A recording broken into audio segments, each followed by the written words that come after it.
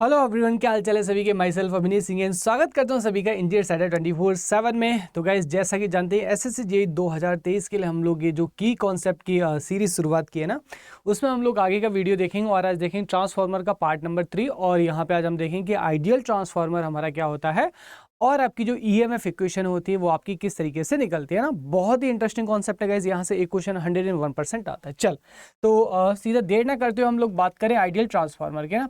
अब देखो बेटा, अगर हम बात करें आइडियल ट्रांसफार्मर की ना, तो एक बात बताऊं, आइडियल का क्या मतलब होता है? मतलब सर्वगुण संपन्न है ना, जो कि कोई भी नहीं होता है ना। मान सकते हैं सर्वगुण संपन्न है ना वर और वधु के केस में, लेकिन होता तो कोई भी नहीं है। अब देखो, इंसानों ने मशीन बनाई है ना, और क्या इंसान सर्वगुण संपन्न है? नहीं ना, तो मशीन कहाँ से होगी सर्वगुण संपन्न? तो हम यहाँ पे क्या करते हैं, सिर्फ अज्यूम कर लेते हैं। तो सबसे पहला यहाँ पे हमारा, अगर आइडियल मशीन है तो आइडियल मशीन का मतलब होता है कि ऑल द लॉसेस है। आइडियल मशीन का मतलब होता है सबसे पहला कि all the losses should be zero. All the losses should be zero. अब देखो, जो लाइन मैंने यहाँ पे एक चीज में लिखी है, उसी को एग्जामिनर जो आपके ऑथर्स होते हैं वो 50 लाइन में लिखते हैं। अब ऑल द लॉसेस मतलब यहाँ पे गाइस देखो, सारे के सारे लॉसेस आ गए ना। मुझे नहीं लगता कि इसके लिए अलग से आपको हिस्टेरिसिस लॉसेस लिखना है या फिर आपको एडी करंट लॉसेस लिखना है, स्क्वायर आर लॉसेस लिखना। अरे भैया, आइडियल मतलब सारे के सारे लॉसेस जीरो हो गए। अगर यहाँ पे सारे लॉसेस जीरो हो गए तो इफिशियंसी आपकी 100% पहुंच गई। ठीक है, उसके बाद में यहाँ पे देखिए, जो वाइंडिंग का रेजिस्टेंस है वो हमारा कैसा होना चाहिए? जीरो होना चाहिए। वाइंडिंग का रेजिस्टेंस बेटा कैसा होना चाहिए? Winding resistance should be zero. Winding resistance should be zero. Okay, उसके बाद हम तीसरा पॉइंट देखते हैं गाइस। यहाँ पे तीसरा पॉइंट हमारा यहाँ पे कि आपका जो प्राइमरी है ना, प्राइमरी वाइंडिंग में जितना भी फ्लक्स आपका जो है इंड्यूस्ड हो रहा है वो पूरा का पूरा कहाँ पे लिंक होना चाहिए? सेकेंडरी के साथ में लिंक होना चाहिए। क्यों लिंक होना चाहिए गाइस? क्योंकि ई प्रोपोर्शनल क्या होता है मेरा? ई प्रोपोर्शनल होता है dy/dt। अब फाइज मेरा जितना ज्यादा लिंक होगा मेरा ईएमएफ उतना ही ज्यादा प्रोड्यूस होगा। तो अगर मान लीजिए एक्स वेबर हमारा, अगर प्राइमरी वाइंडिंग में फ्लक्स जनरेट हुआ है तो एक्स का पूरा पार्ट कहाँ पे मिलना चाहिए? आपका सेकेंडरी में मिलना चाहिए, सो दैट आपको 100% ईएमएफ यहाँ पे मिल सके। तो यहाँ पे क्या लिखेंगे? All the flux setup in primary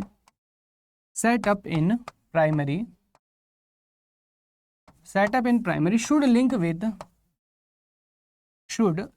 with secondary के साथ में क्या होना चाहिए? हमारा लिंक होना चाहिए, शुड लिंक विद सेकेंडरी। ठीक है ना। अब देखो, यहाँ पे लास्ट पॉइंट हम देखते हैं आइडियल ट्रांसफार्मर में, वेरी वेरी इंपॉर्टेंट पॉइंट।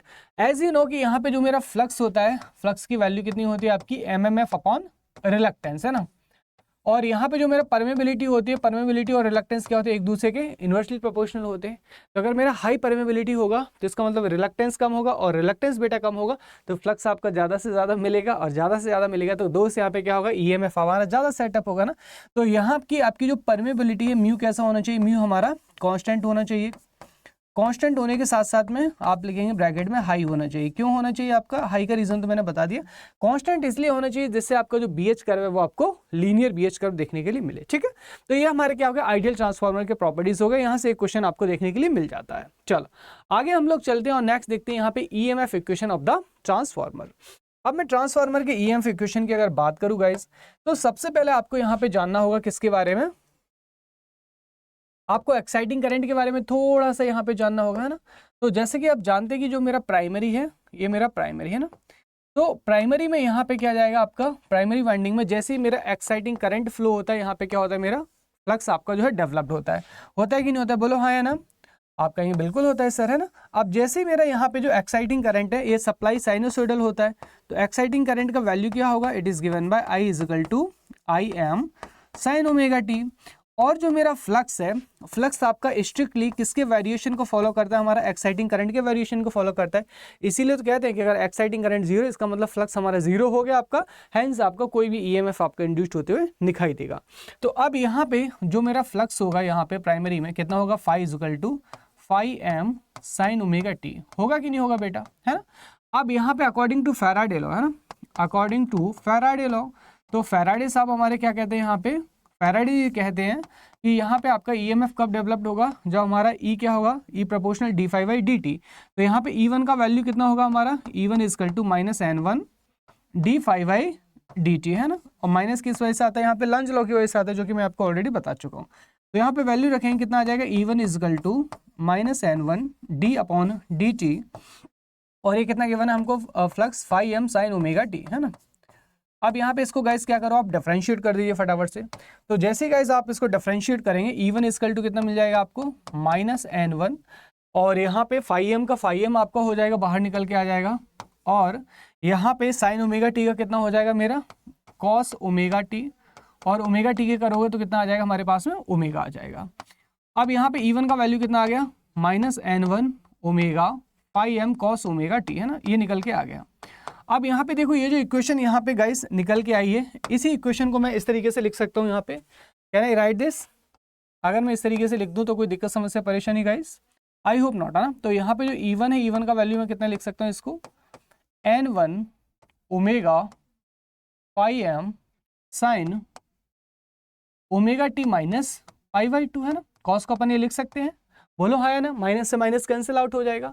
तो हमारे पास में एक यहाँ से जो वैल्यू निकल के आ गई किसकी, ईएमएफ इक्वेशन की। अब देखो यहाँ पे हमें अगर E1 का मैक्सिमम वैल्यू निकालना है ना, अगर मेरे को E1 कैसा निकालना है, मैक्सिमम वैल्यू निकालनी है, तो यहाँ से जो मेरा ये वैल्यू है आपका साइन ओमेगा टी माइनस पाई/2, ये कितना होना चाहिए, इट शुड बी 1 होना चाहिए मेरा। अब देखो अगर मैं यहाँ पे 1 रख दूंगा तो मेरे पास में जो E आया गाइस कैसा आया, मैक्सिमम आया। तो E1 मैक्सिमम हमारे पास में कितना आ गया दोस्त, यहाँ से it is given by N1 omega phi m, ये हमारा मैक्सिमम ईएमएफ आ गया, ठीक है। लेकिन we are interested in the RMS value, हमको यहाँ पे निकालना कौन सा वैल्यू गाइस, आपको जो आरएमएस वैल्यू है बाबू, ये आपको निकालना है। तो अब यहाँ से हमारे पास में कितना आ जाएगा, तो E1 आरएमएस है ना, E1 आरएमएस हमारे पास में कितना आ जाएगा, E1 मैक्स डिवाइडेड बाय √2, यही होता है ना। चलो यहाँ पे रख देंगे फटाफट से, तो E1 आरएमएस हमारे पास में कितना आ जाएगा, 4.44 F phi M into N1। ये देख सकते हैं आप लोग, यहाँ से मेरे पास में क्या निकल के आ गया, जो ईएमएफ इक्वेशन है ये मेरी निकल के आ गई, ठीक है। सो लेट इट बी, इसको इक्वेशन नंबर 1 मान लीजिए। सिमिलरली गाइस किसके लिए लिख सकते हैं आप यहाँ पे, E2 आरएमएस यानी कि सेकेंडरी साइड कितना हो जाएगा हमारा, 4.44 F phi M into N2। तो ये मेरे पास क्या निकल आई गाइस, यहाँ पे जो ईएमएफ इक्वेशन निकल आई। अब देखो यहाँ से अपन लोग क्या निकाल सकते हैं, जो ईएमएफ इक्वेशन यहाँ से निकाला है ना, इसका यहाँ से आप टर्न रेशियो निकाल सकते हैं यहाँ से ना। तो अगर यहाँ से इक्वेशन 1 और 2 को मैं डिवाइड कर दूं, है ना, तो इक्वेशन 1 और 2 को डिवाइड कर दूं तो मेरा यहाँ से टर्न रेशियो कितना निकल आया, मेरा N1/N2 ये निकल आया। आप इमीडिएटली कहेंगे सर इसने ना हमारी जान खा रखी है ट्रांसफॉर्मेशन रेशियो ने, कभी तो ये सर N1/N2 होता है, कभी सर ये N2/N1 होता है, कोई एक तरीका बता दो सर जैसे छुट्टी कटे, है ना। चलो बता देते हैं गाइस, है ना। तो यहाँ पे देखो सारी चीज़ें झूठी है ना, सारे जो आपकी हैं सारी चीज़ें मोह माया, ना मेरी मानो ना किसी और की, है ना। अकॉर्डिंग टू IEEE, है ना, IEEE के बारे में तो सब जानते हैं ना, तो IEEE की तो मानेंगे हम लोग यहाँ पे। So according to IEEE, according to IEEE हमारा जो ट्रांसफॉर्मेशन रेशियो होता है, हमारा ट्रांसफॉर्मेशन रेशियो डिफाइंड एज,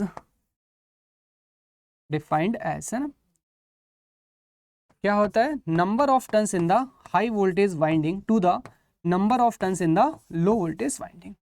ठीक है ना, खुश हो ना, अब तो कोई दिक्कत नहीं है, अब तो कोई बहस वाली बात नहीं रहेगी। नहीं गाइस, यहाँ पे आपको क्या याद रखना है, यहाँ पे आपको सिर्फ और सिर्फ इतना याद रखना है कि number of turns in the high voltage winding to the number of turns in the low voltage winding, वही मेरा क्या कहलाएगा आपका यहाँ पे ट्रांसफॉर्मेशन रेशियो कहलाएगा आपका, ठीक है। Sorry, turn ratio, not transformation ratio, turn ratio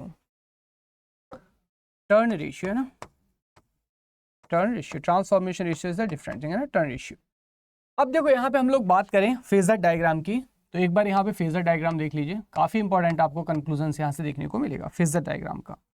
अब देखो जो मेरा फेजर होता है यहाँ पे, सबसे पहले मैंने यहाँ पे क्या किया, फेजर बनाने के लिए आपने यहाँ पे जो रेफरेंस लेना है वो किसको लेना है, फ्लक्स को रेफरेंस लेना है, बिकॉज फ्लक्स हमारा मेन क्वांटिटी यहाँ पे, तो फ्लक्स को मैंने क्या लिया यहाँ पे, मेन जो हमारा फ्लक्स है इसको मैंने क्या लिया, रेफरेंस ले लिया, ठीक है। अब यहाँ पे फ्लक्स की इक्वेशन तो देखो बेटा क्या हमारे पास में, फ्लक्स की इक्वेशन है मेरे पास में यहाँ पे y = φm sin omega t, है ना, ये हमारे पास में इक्वेशन है, बोलो हाँ है ना।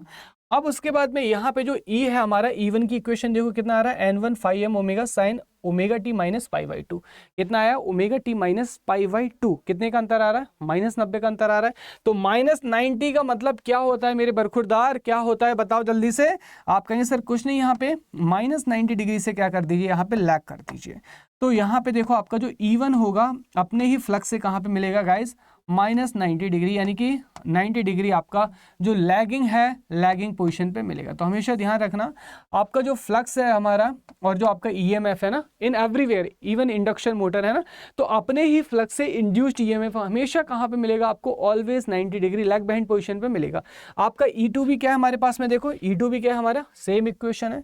तो E2 और E1 कहाँ पे मिलेंगे हमको, सेम फेज में लिखेंगे। वेरी वेरी इंपॉर्टेंट है ना, वेरी वेरी इंपॉर्टेंट। तो E2 और E1 के बीच में जो फेज होगा वो कितना होगा मेरा, 0 होगा, यानी कि सेम फेज में देखने को मिलेंगे। अब क्योंकि इफेक्ट अपोज द कॉज, तो जो हमारा सप्लाई होता है वो कहाँ मिलता है आपका, 180 डिग्री पे मिलता है, और ये क्या करता है आपका, फ्लक्स को 90 डिग्री से लीड करता है। वेरी वेरी इंपॉर्टेंट पार्ट है ना, यहाँ से कोई भी क्वेश्चन जो आपका पूछा जा सकता है। ठीक है गाइस, मजा आया। चलो, और अगर गाइस इसी तरीके के आप सारे कॉन्सेप्ट सीखना चाहते हो ना, कि मशीन, पावर सिस्टम, एवरीथिंग, सारी चीजें आप अपने हैंड पे लेना चाहते हैं, टिप टू याद करना चाहते हैं ना, तो गाइज आपको करना क्या है, इफ़ यू नीड, अगर आपको लगता है कि यहाँ पे एडवांस लेवल से, जीरो से एडवांस लेवल के कॉन्सेप्ट सीखना, अड्डा 24/7 की साइट में जाना है गाइज, जहाँ पे आप मेरी गाइडेंस में तैयारी करेंगे। AJE एग्जाम पे क्लिक करिएगा, यहाँ पे इलेक्ट्रिकल इंजीनियरिंग लेके महापैक पे क्लिक करेंगे गाइज। यहाँ पे महापैक में देखिए अभी चल रहा है डबल वैलिडिटी, आप जैसे इस पर क्लिक करेंगे आपको यहाँ पे जुलाई 75 कोड लगा दिखाई दे रहा है ना, कितने का मिला, 3500 का। अब मैं आपको बता दूं गाइज, यहाँ पे एक मैजिकल कूपन कोड, आपको सिंपली गाइज करना क्या है, यहाँ पे देखो, यहाँ पे जो है आपको Y433, ये कोड आप जैसे अप्लाई करेंगे आप यहाँ पे देखेंगे एक मैजिकल, और वो मैजिक क्या दिखाई देगा आपको, यहाँ पे मैजिक आपको दिखाई देगा यहाँ पे गाइस, ये आप देखिए यहाँ पे कितने का पड़ा आपको, मात्र 3200 रुपए का पड़ा। किस कोड पे, इस वाले कोड पे। तो गाइस यहाँ पे ये जो कोड है आपका, ये यहाँ पे मैक्सिमम डिस्काउंट तो आपको दिलाते ही दिलाता है, साथ में दिलाता है आपको मेरी गाइडेंस। तो याद रखिए गाइस, मेरी गाइडेंस के लिए सिर्फ यही कोड यूज करना है। And I promise you, machine, power system जैसे जो सब्जेक्ट है ना आपके टिप पर होंगे, और SSC JEE जैसे एग्जाम में आप 85 इवन 90 मार्क्स तक टेक्निकल में स्कोर करने की मैं आपको गारंटी देता हूँ। हालांकि नॉन टेक्निकल भी यहाँ पे सारी चीजें इंक्लूड रहती हैं, आपका टैग, नॉन टैग है ना, आप देख सकते हैं कि जो कोर्स पहले 1 साल के लिए था अभी कितने के लिए मिल रहा है गाइस, यहाँ पे 2 साल के लिए मिल रहा है ना। तो टैग, नॉन टैग, एवरीथिंग ना, इवन स्पोकन इंग्लिश, सारी चीजें जो इसमें क्या रहती हैं आपकी इंक्लूड रहती हैं गाइस। तो यहाँ पे देखिए एक सुनहरा मौका अभी आपके पास में डबल वैलिडिटी भी चल रहा है। ठीक है गाइस, बाकी मिलेंगे अपन शाम को 6 बजे है ना, शाम को 6 बजे 6 PM मेरी क्या होती है, रेगुलर डेली क्लास होती है। कहाँ पे, यूट्यूब पे डेली है ना, YT पे मेरी डेली रेगुलर क्लासेस होती है, जहाँ पे हम MCQ और जो PYQ इनको अपन सॉल्व करते हैं। ठीक है, तो चैनल अगर आपको अच्छा लगे तो लाइक एंड सब्सक्राइब भी कर लेना। तो मिलते हैं शाम के 6 बजे, जहाँ पे गर्दा उड़ाते हैं हम नंबर ऑफ क्वेश्चंस का। ओके, चलो, thank you so much everyone. Next part आपको इसके आगे के लिए कहूँगा। चलिए, सभी लोगों का इस तहे दिल से बहुत बहुत शुक्रिया।